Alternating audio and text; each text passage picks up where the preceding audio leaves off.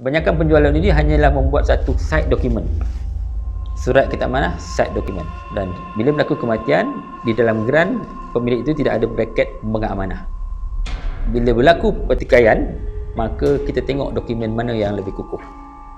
Waris mengatakan ini adalah harta arwah, dan di dalam itu mengatakan milik dia dan geran, dan kami adalah waris. Yang pemilik itu, saya ada dokumen.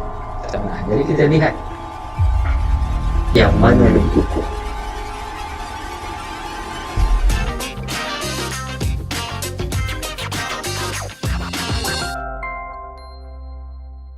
Bismillahirrahmanirrahim. Assalamualaikum warahmatullahi wabarakatuh. Bila cerita tentang lot lidi, sebelum kita kenal apa itu lot lidi, saya nak terangkan dulu apakah sebenarnya proses-proses kalau kita ingin membeli ataupun menukar milik tanah. Okay. Mengikut undang-undang tanah di Malaysia, tanah dan apa jua bangunan yang berada dalam itu dimiliki oleh nama yang ada dalam geran. Jadi kalau contohnya, kalau kita nak menjual tanah kepada orang lain, perlu ada prosesnya, sama ada perjanjian jual beli ataupun ada persyarat tukar milik atas dasar kasih sayang. Dan dalam dokumen itu akan dinyatakan nama geran, nombor geran, dan kemudian nombor geran itu secara keseluruhannya akan dipindahkan. Jadi barulah pemilik baru itu dapat. Dan satu lagi juga, kalau contohnya ada satu tanah besar, dibina satu bangunan dan di dalam itu ada banyak-banyak rumah, contohnya apartmen. Itu perlu dibuat proses di mana ada permohonan pemilikan strata, supaya ada satu tanah besar tetapi setiap dikatakan lubang-lubang ataupun rumah menepati itu akan diberi title strata. Jadi orang yang membeli harta itu ada satu dokumen pemilikan yang sah, baik tanah bawah dengan ada bangunan ataupun rumah-rumah apartmen ada geran pemilikan. Dengan geran pemilikan itu dia akan rasa selesa lah, memang sah pemilikannya. Dia nak jual senang, dia nak wariskan senang, dan begitu juga kalau nak bawa ke bank untuk buat pinjaman pun senang. Tetapi lot deed ni apa? Lot deed adalah satu transaksi penjualan yang tidak mengikut peraturan yang betul. Saya kasih contoh. Ada satu tanah pertanian mungkin berkeluasan 2 ekar. Cara yang betul kalau nak buat rumah biji, kena buat permohonan untuk pecah lot, di mana ada penyerahannya untuk reserve jalan, reserve longkang dan sebagainya, dan buat persempadanan, panggil surveyor, dan perlu membayar premium kepada kerajaan. Barulah contohnya tanah 2 ekar itu akan dipecahkan kepada mungkin 10 lot banglo, dan setiap lot-lot ni ada title-title sendiri, boleh dijual. Tetapi kosnya mahal. Jadi ada orang yang cerdik ni, dia buat cara shortcut. Apa dia buat? Dia ukur sendiri, dia buat lot, dan dia buat satu perjanjian untuk menjual lot-lot ini dengan pembeli-pembeli. Dengan mengatakan, okey, kita buat perjanjian, mengatakan kau beli lot ini. Nampak macam sah. Ada peguamnya dan sebagainya, buat tanda tangan, tetapi sebenarnya pemilikan itu pada ikut perundangan tanah tidak sah. Tetapi bagaimana yang boleh yakinkan orang untuk membeli itu? Dulu, okey, di pejabat tanah ada satu proses yang dinamakan surat ikatan amanah yang boleh didaftarkan. Itu yang digunakan oleh penjual-penjual lot lidi untuk menjual lot. Apa yang berlaku setelah berlakunya penjualan lot lidi ini, di mana mereka ni hanyalah dapat satu surat perjanjian jual beli, tetapi geran tidak ada nama mereka. Jadi inilah lot lidi. Nanti kita akan ceritakan kenapakah lot lidi ini disukai ramai. Senang ya, sebab ianya murah. Tetapi walaupun dia murah, tetapi dia akan menimbulkan pelbagai masalah dan risiko kepada pemilik dan juga kepada waris-waris yang akan datang. Jadi secara dasarnya kita perlu berhati-hati, sebab dengan lot deed ini sebenarnya proses penjualan tanah itu tidak sah. Jadi macam saya kata tadi, kalau kita nak membeli apa saja harta tanah, baik rumah, tanah ataupun rumah-rumah pangsapuri atau apartmen, pastikan ia melalui proses yang betul, sama ada ada pertukaran nama geran. Di dalam perjanjian itu ada nyatakan nombor geran dan apa yang ada di atas tanah tu, ataupun ada perjanjian yang mana ada pemilikan strata yang akan ditawarkan kepada pembeli.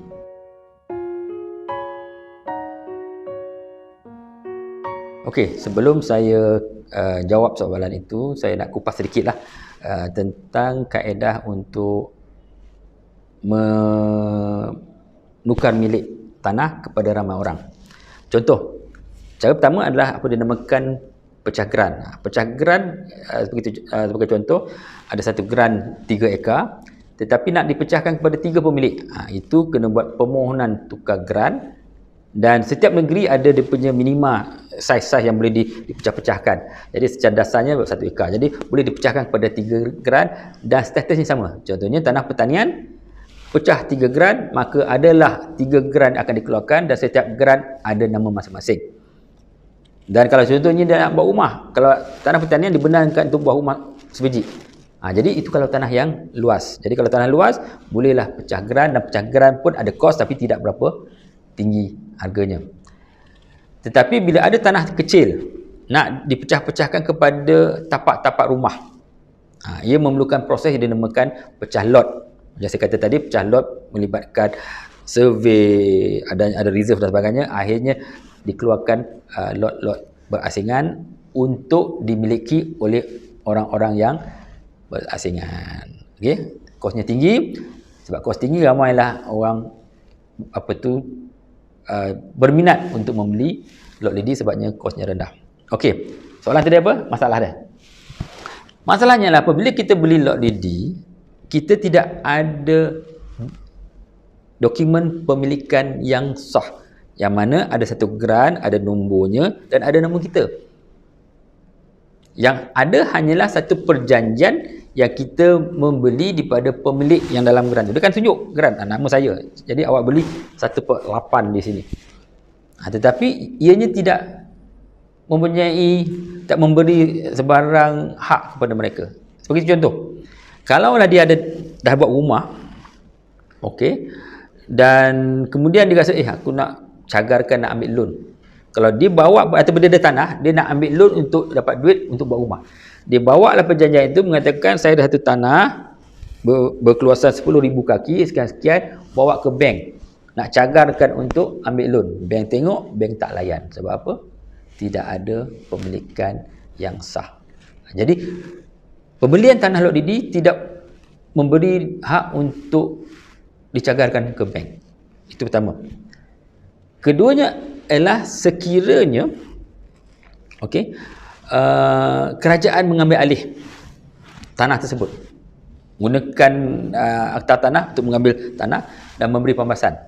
Apa yang berlaku? Contohnya ada tanah yang besar 2 ekar, dia dah beli lot lidi di sudut tanah tu dan telah membuat rumah bernilai 400,000. Tiba-tiba kerajaan ingin membuat lebuh raya, menggunakan akta tanah, mengambil alih tanah tu dan melibatkan rumah dia. Jadi kerajaan pernah survey, dia tengok beberapa bahagian daripada tanah tu telah diambil alih dan buat penilaian, dan duit pampasan itu akan diberi kepada nama dalam geran. Jadi contohnya siapa nama dalam geran? Nama pemilik asal. Yang tuan punya rumah, yang rumah telah dirobohkan, ada hak tak untuk menuntut? Tak ada hak. Dan kalau tuan punya tanah tu dengan budi bicara dia nak bagilah. Tapi kalau tak ada, dia nak tuntut, pergi mahkamah mana pun dia tidak dapat menuntut dengan sah. Itu permasalahan yang kedua. Permasalahan yang ketiga adalah bila harta itu tidak cukup syarat pemilikannya, si pemilik yang membeli rumah lot lidi tadi pun tidak boleh membuat perancangan legasi berkenaan tanah itu. Nak buat hibah tak boleh. Kenapa tak boleh buat hibah? Sebab salah satu syarat hibah adalah ada pemilikan mutlak. Milk utamnya mesti ada. Bila tidak ada, macam mana kita nak menghadiahkan? Namun dalam geran pun tidak ada. Jadi bila tidak dapat dihibahkan, maka bila meninggal dunia nanti, itu pun tidak menjadi pusaka yang jelas. Walaupun dia tak buat hibah, sama juga kalau dia letakkan dalam wasiat pun, ia juga tidak jelas pemilikannya. Yang keempatnya, kalau sekiranya pemilik asal meninggal dunia,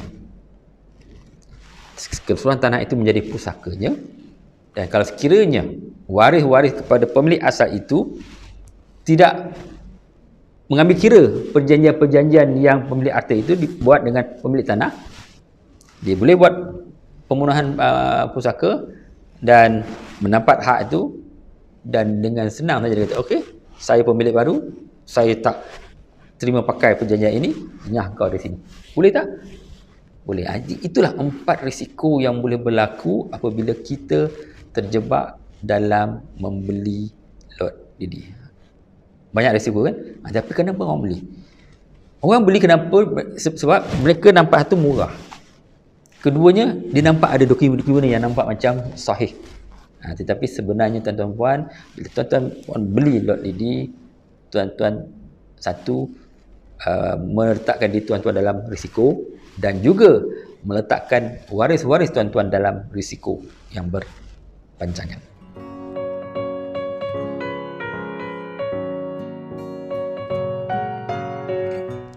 Okey, seperti semua maklum, apabila berlaku kematian untuk tanah biasa, waris perlu buat permohonan pusaka, dan kemudian boleh buat turun milik, di mana nama arwah keluar dan nama pemilik baru masuk dalam geran tersebut.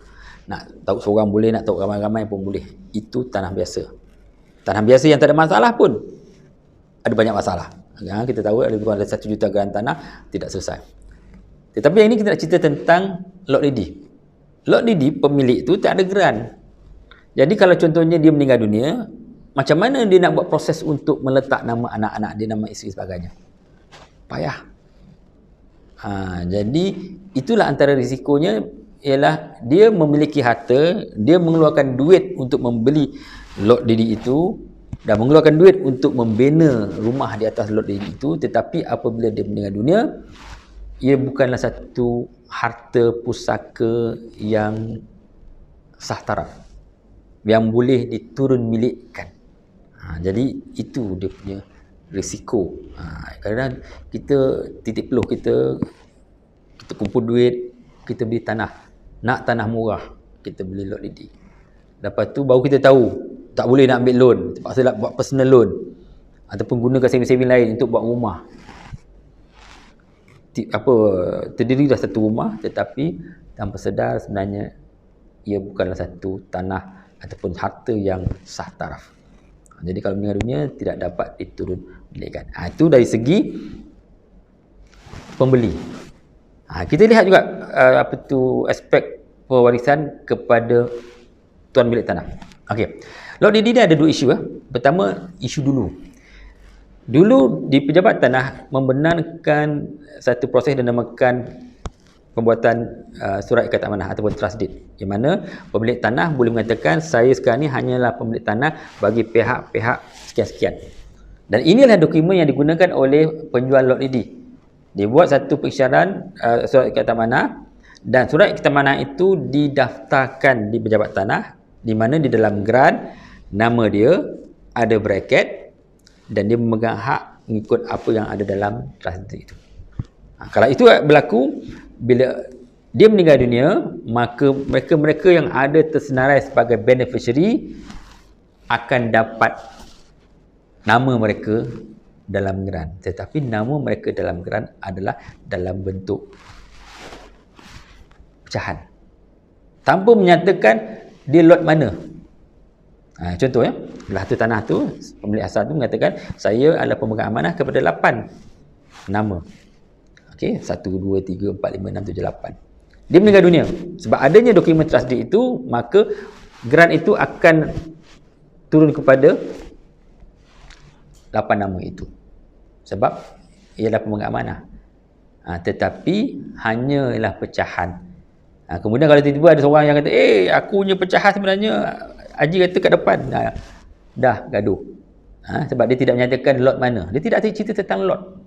Berbanding dengan kalau kita buat strata, ada lotnya. Jadi itu yang berlaku. Itu untung. Yang dulu-dulu nama pembeli lot Didi ni kadang-kadang ada tersenarai dalam surat trust deed yang telah didaftarkan di pejabat tanah, dan di dalam geran pun dah mengatakan pemilik itu hanya pemegang amanah. Jadi kalau meninggal pun bukan jadi pusaka dia. Tetapi disebabkan terlalu ramai orang mengambil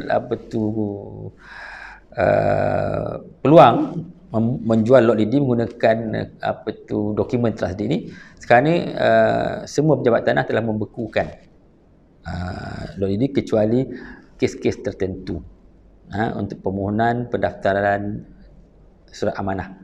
Jadi sekarang bila tidak boleh didaftarkan di pejabat tanah, kebanyakan penjualan ini hanyalah membuat satu side dokumen, surat kitab amanah, side dokumen. Dan bila berlaku kematian, di dalam geran pemilik itu tidak ada bracket pemegang amanah, dia hanya nama dia. Bila nama dia, bila berlaku pertikaian, maka kita tengok dokumen mana yang lebih kukuh. Contoh, bila berlaku kematian, waris mengatakan ini adalah harta arwah, dan di dalam itu mengatakan milik dia dan geran, dan kami adalah waris, jadi kami berhak pada harta itu. Yang pemilik-pemilik itu, saya ada dokumen surat amanah. Jadi kita lihat yang mana lebih kukuh. Kalau mahkamah tengok yang ini sebenarnya lebih kukuh, yang ini boleh terbatal. Jadi nak kata apa? Jadilah itu risikonya kalau kita membeli lot lidi, kadang-kadang kitanya tahap pemilikan itu lemah. Bila tahap pemilikan kita lemah, kalau ada sebarang tentangan, kita boleh hilang hak. Dia tak ada jadi masalah kalau contohnya waris-waris maklum dan kemudian menghormati dokumen itu dan membuat proses untuk menukar nama ataupun menukar nama dalam geran tersebut, ataupun menggantikan dengan satu surat kata amanah yang baru. Tetapi jika ada pertikaian, kalau kita hanya memegang satu dokumen yang lemah, maka kita akan kalah. Bila kita kalah, kita akan kerugian yang besar.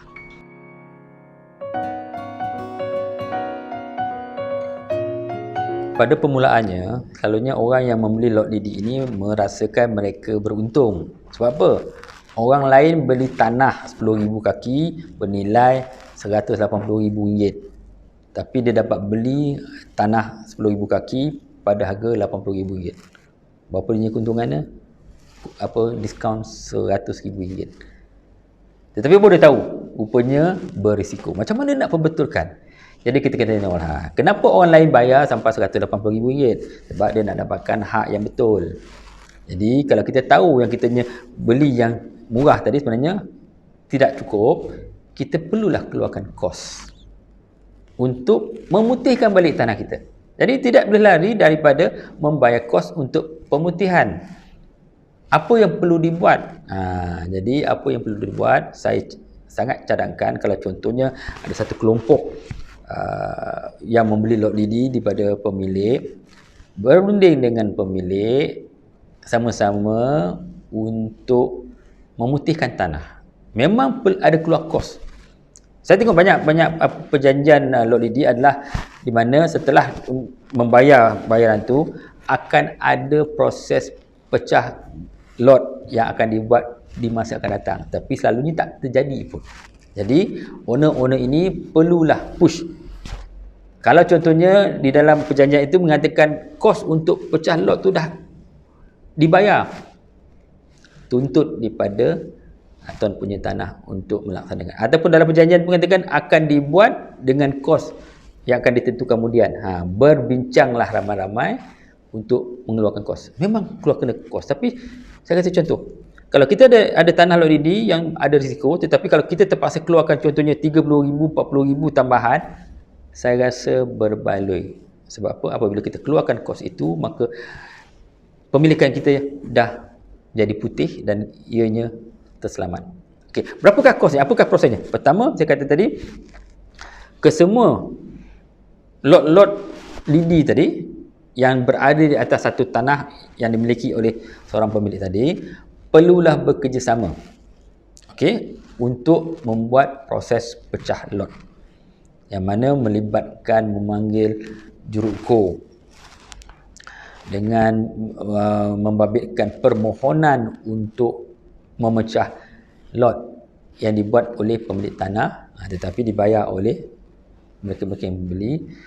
dan apabila dah dimasukkan akan keluar juga anggaran ataupun bayaran premium tukar status tanah yang akan dikeluarkan oleh pejabat tanah, yang mana perlu dibayar. Mungkin RM1 sekaki, RM2 sekaki, RM3 sekaki terpulang untuk menukar tanah daripada pertanian kepada tanah penempatan. Jadi kalau kita congak-congak memang nampak macam tinggi kosnya, tetapi itulah yang dibayar oleh orang-orang lain yang membeli tanah yang cukup tarafnya. Jadi yang kita dulu ni beli tak keluarkan kos dan kita berada dalam risiko, jadi kita tak nak terpaksa jugalah membayar seperti apa yang dibayar oleh orang lain untuk memastikan pemilikan tanah dan rumah kita itu baik. Kalau tak buat, kita akan sentiasa berada dalam keadaan berisiko. Jadi kalau contohnya kita dah buat rumah RM200,000, dulu kita beli RM80,000, takkan kita tak nak menyelamatkan pelaburan kita dengan mengeluarkan lagi RM25,000, RM30,000 untuk itu. Jadi kalau kita tak nak keluarkan, seolah kita redha untuk satu hari kita kehilangan keseluruhan harta tersebut.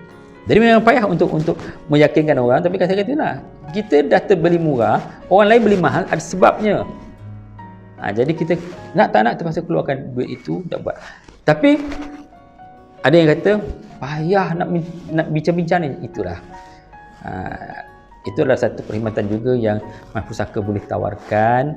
Boleh lantik kami untuk menjadi mediator dan juga menyediakan khidmat nasihat dan juga execution untuk memastikan semua proses dibuat sehinggalah kesemua tanah-tanah itu dapat dipecah lot dan dikeluarkan geran-geran berasingan yang kesemua pemilik ada dokumen pemilikan yang sah.